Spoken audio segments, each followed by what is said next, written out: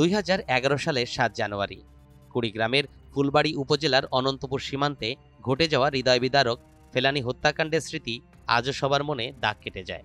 কিশোরী ফেলানী খাতুনের স্মৃতির প্রতি সম্মান জানিয়ে রাজধানীর গুলশান 2-এর গোল চত্বর থেকে প্রগতি সরণি পর্যন্ত গুরুত্বপূর্ণ একটি সড়কের নতুন নামকরণ করা হয়েছে, যার নাম ফেলানী অ্যাভিনিউ।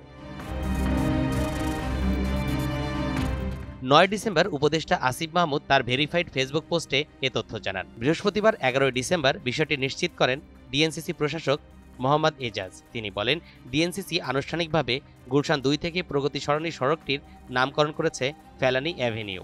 এ বিষয়ে প্রয়োজনীয় নথিপত্র প্রস্তুত করা হচ্ছে।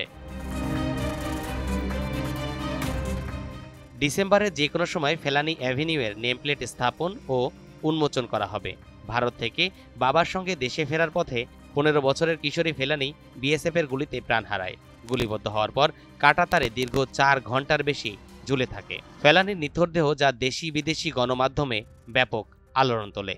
সীমান্ত নিরাপত্তা নিয়ে সৃষ্টি হয় তীব্র আলোচনা।